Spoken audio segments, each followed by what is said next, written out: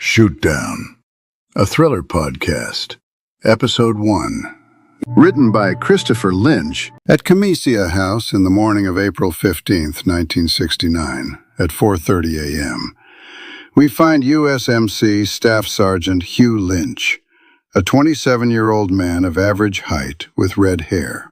Despite being stationed at the nearby Atsugi U.S. Naval Air Base outside of Tokyo, Hugh has opted to reside off-base, leasing a house in Camesia from a Japanese family. As the sun rises, his wife Kieran, aged 24 and 8 months pregnant, peacefully slumbers on a futon beside him. In a tiny second bedroom, their 2 daughters, aged 4 and 2, dream away. Suddenly, the shrill ring of the phone breaks the morning calm. Hugh, still groggy with sleep, slowly makes his way down the stairs to answer the call. With a yawn, he finally picks up the receiver. Hello? This is Sergeant Lynch. Yes. Isn't there anyone else? You know my wife is due any day with twins? I understand. Hugh ascends the stairs, his footsteps echoing in the quiet house, until he reaches his go bag stashed away. With a tender touch, he leans down and plants a gentle kiss on Kieran's forehead, expressing his love silently. I'm sorry, dear. The base called. I have to go on one of those overnight runs. You were on a flight last week. This isn't your turn. Isn't there anyone else?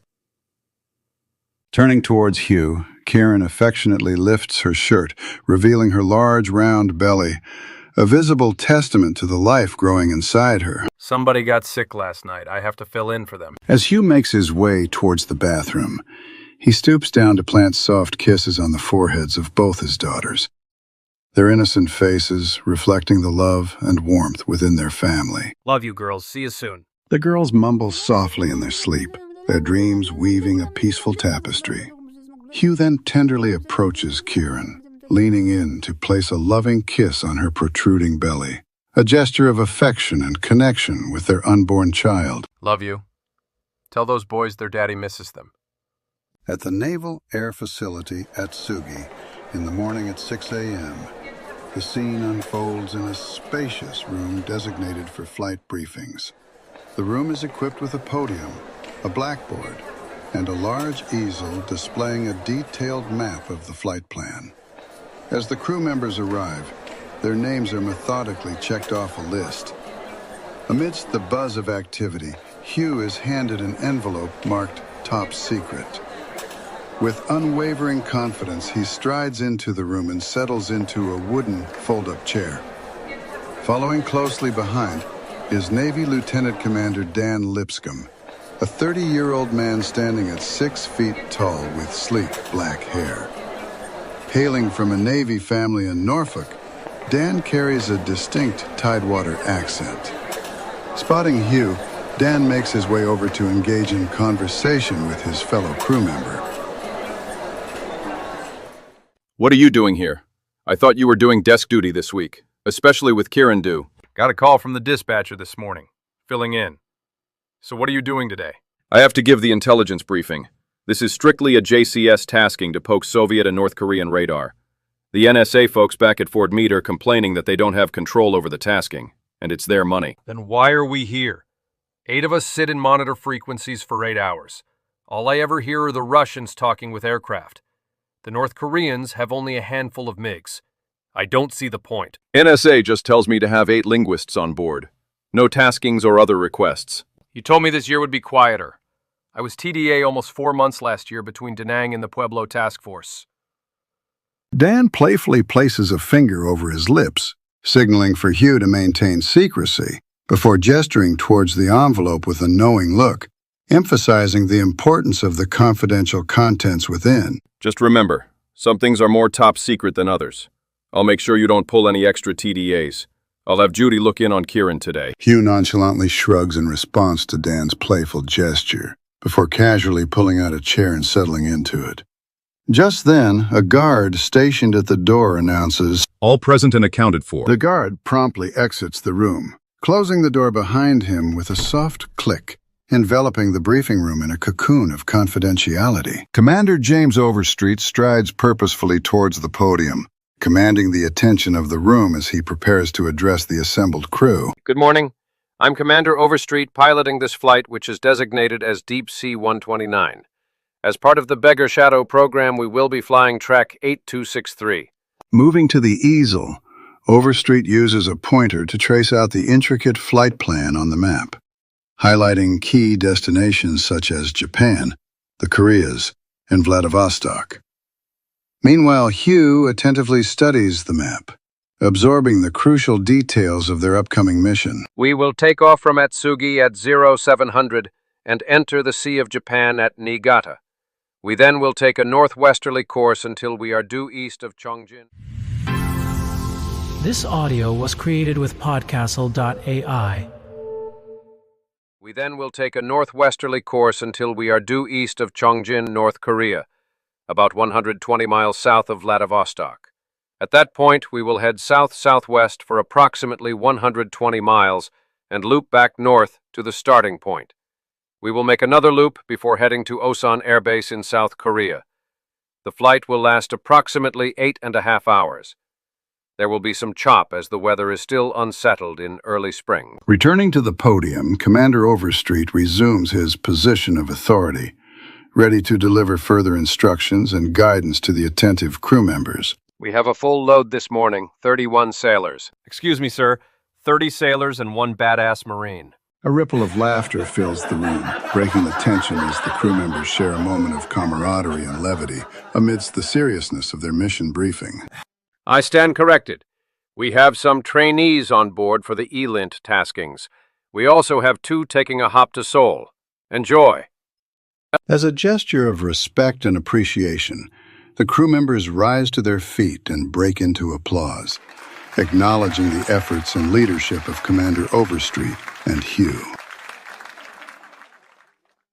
Now a few words on the security situation from Naval Security Group Intelligence Liaison Lieutenant Commander Lipscomb. Dan steps forward, making his way towards the podium to address the gathered crew members, ready to contribute his insights and expertise to the mission ahead. I know that remains on everyone's minds since the USS Pueblo was taken last year. With the return of our fellow sailors who were held captive by North Korea, the security situation has improved. This is the 15th such mission since November. SINCPAC considers this a low-risk mission. You should be aware that on 11 April, General H. Bastille III, commander of U.S. forces in Korea, wrote to SINCPAC, Admiral John McCain, that the North Koreans used unusually vehement and vicious language at the military armistice meeting in Panmunjom. Dan steps away from the podium, allowing Commander Overstreet to reclaim his position at the forefront of the briefing. Our orders are to keep at least 50 miles from the coast. North Korea only claims 12 nautical miles. Also, if challenged, we will break away from the flight path. I don't intend to be a hero. We are sitting ducks if the North Koreans attack. Commander Overstreet casts a searching gaze around the room, taking note of the somber atmosphere that has settled over the group, sensing the gravity of the mission ahead weighing on their minds. Any questions? No. Let's go. As the crew of 31 members files out of the briefing room, preparing to embark on their mission, Hugh offers a crisp salute to Dan, a gesture of respect and camaraderie that is reciprocated by his fellow crew member. Transitioning to the EC-121 aircraft in the daylight at 7 a.m., the crew members ascend the ladder and assume their designated positions on the plane. Commander Overstreet takes his place in the cockpit, overseeing the final checklist before reaching for the radio, signaling the commencement of their mission. Atsugi Flight Tower, this is Deep Sea 129 ready for takeoff. You are cleared. As the plane slowly lumbers down the runway, Hugh settles into his station and carefully opens the top-secret instructions envelope.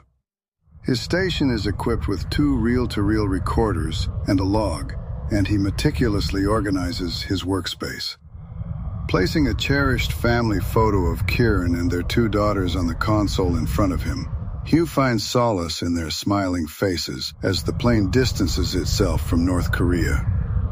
With a sense of calm, he retrieves the Russian version of Dr. Zhivago and immerses himself in its pages, using a holy card of St. Jude as a bookmark. Transitioning to a later time at 9:45 a.m. on the EC-121 aircraft, the mission continues to unfold. At Sugi Tower, we resolved the communications issue. Our tech swapped out the parts. We will now cease radio communications. Message acknowledged. See you tomorrow. We are beginning radio silence. For the next 3 hours, there will be no radio transmissions. We will send a message at the top of the hour to let them know we are still here. We have reflections of Deep Sea 129 nearing the beginning of track 8263. The North Korean radar also sees the aircraft. Noted. We will notify Atsugi that we see them. Let me know immediately if anything happens out of the ordinary. Copy. Transitioning back to the EC-121 aircraft during the day at 11 a.m. The mission aboard the plane continues to unfold as the crew members remain focused on their tasks and objectives. Commander Overstreet, the Soviets at Vladivostok have seen us. Their radios say that they are sending 2 MiGs to check us out. This is standard operating procedure. Thank you, Sergeant Lynch. Keep me posted if you pick up any chatter from the North Koreans. We will begin to make our turn to the south. Commander Overstreet signals to the radio technician, emphasizing the importance of communication and coordination as they navigate through their mission aboard the EC-121 aircraft. Send the hourly acknowledgement. At Osan U.S. Air Base in South Korea during the day, at 1 p.m., the radio technician swiftly sends out 3 short bursts of communication, a vital link in the chain of operations as the mission progresses. What's the status of Deep Sea 129? We have had some difficulties tracking it, especially when it was north by Vladivostok. But we now have a good image. What do the North Koreans see? They track it also.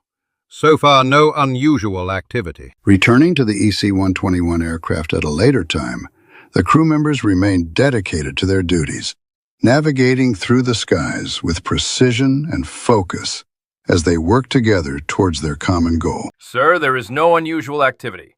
I'm picking up North Korean air traffic control for their training flights at Hoemom Air Base. Thank you, Sergeant Lynch. Turning towards the radio technician, a crucial member of the team responsible for maintaining communication and ensuring the success of the mission aboard the EC-121 aircraft. Send out the hourly communication. Arriving back at the Naval Air Facility, Atsugi, during the day, the bustling activity and strategic operations continue as the crew members fulfill their duties and responsibilities in the ongoing mission. Hourly communication from Deep Sea 129 received. On board the EC-121 aircraft during the day at precisely 1:31 p.m., the crew maintains their vigilance and focus as they navigate through the skies, each member playing a vital role in the success of the mission. Sir, I just picked up a strange exchange. 2 MiGs have taken off from Hoemom Air Base, and they were talking about a present for President Kim's birthday. Transitioning to Osan U.S. Air Base in South Korea, the strategic operations and coordination between the crew members continue to unfold as they work towards achieving their objectives. Sir, 2 MiGs have taken off from Hoemom Air Base. They are making a beeline for Deep Sea 129. Send out a warning signal to the aircraft. Sir, the Air Force has the warning system, but the Navy does not. The deputy base commander's eyes widen in astonishment, reflecting the unexpected turn of events or revelation unfolding before them at Osan U.S. Air Base in South Korea. What the fuck? Then send out a regular message so that it may get a warning. Sir, the 1 MiG is 55 nautical miles away. The other one is 65 miles to the west. Probably taking up a defensive position. The first MiG is closing fast and is coming up behind Deep Sea 129. Launch the standby F-102s immediately.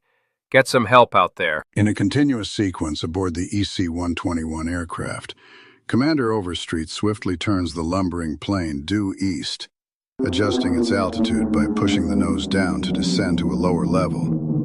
In a tense moment, as he executes the maneuver, Overstreet catches sight of a MiG fighter jet firing a missile towards their aircraft. Missile!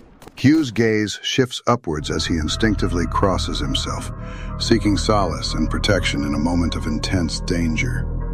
Clutching the photo of his beloved wife and children tightly, he braces himself for the impact, followed by a moment of eerie silence.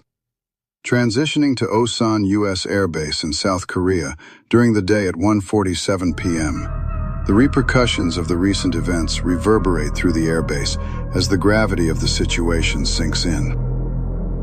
Sir, the EC-121 reflection has disappeared. The closer MiG is making a wide turn and returning to base. The deputy base commander's eyes remain fixed on the radar screens. His expression tense and focused as he processes the unfolding events with a sense of urgency.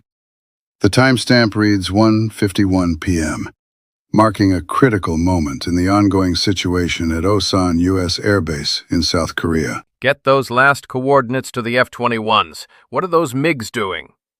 They are returning to base. Sir, the standing orders are for the planes to dive to a low altitude. Okay, let's keep monitoring. Transitioning to Kamishaya NSG during the day at 2 p.m. It's on the hour. Send out the ping. Acknowledging.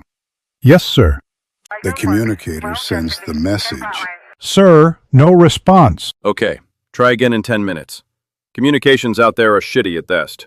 The deputy base commander looks at the radar screens. He is focused and stone-faced. Send a note to 5th Air Force. Mate, has anyone had any tracking on that beggar shadow since 1347? Yes, sir. And let's plot out the reflections of Deep Sea 129 and the 2 MiGs from 1:30 on. Our radar coverage is spotty, but the North Korean images are clear. Transitioning to Kamishaya NSG in the afternoon at 2:40 p.m. Sir, I tried the 5th time. No response from Deep Sea 129. Dan's attention is drawn to the secure phone as it rings, prompting him to pick up the receiver and listen intently. A wave of shock washes over him, draining the color from his face as he processes the information conveyed through the call. With a heavy heart, he quietly ends the call. That was the Atsugi Tower. He just got a call from his Air Force contact who said that there were 2 MiGs near the flight. Keep trying.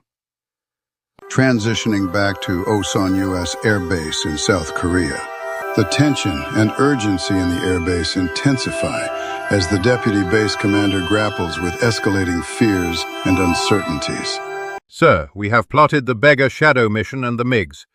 The MiG crosses the path of the Navy plane at the time it disappeared. What about the plane diving to the deck? It would have gained altitude again, and we would have seen it. Where are the F-102s? They had to turn back, sir, low on fuel. They didn't report any sightings of the aircraft. We have to notify Washington. Send a critic message to 5th Air Force and to NSA headquarters that the plane is missing and presumably shot down. Sir, a critic message? That's the message that overrides all other traffic and goes straight to the Pentagon and White House. It is only for the most dire emergencies when all hell has broken out. All hell has broken loose. In Kamishaya NSG during the afternoon, Dan paces back and forth with a growing sense of worry and frustration etched on his face. His movements are restless as he keeps a vigilant eye on the teletype machine, the source of vital information in this tense and critical moment. Did you ping them again? Yes, sir. 9 times. There is no response. As the teletype machine springs to life, Dan's gaze narrows in concentration as he reads the incoming message. A sudden wave of shock washes over him, draining the color from his face as the gravity of the information sinks in, leaving him visibly shaken and unsettled. Sir, everything all right? It's a critic message. Osan Air Base believes the flight was shot down at 1347. Why are we just getting this now? We weren't on the original message. The Air Force can't communicate with us. Fort Meade repeated it. Dan slumps into a chair and buries his face in his hands. My God. My God. All those good men. What did I miss? There wasn't supposed to be any threat. He remembers his last words with Hugh. Thanks for listening to Episode 1 of Shootdown Drama Podcast by Christopher Lynch, sponsored by Plaiwrite, where every hero can tell their story, where you can write, direct, and produce your own podcast.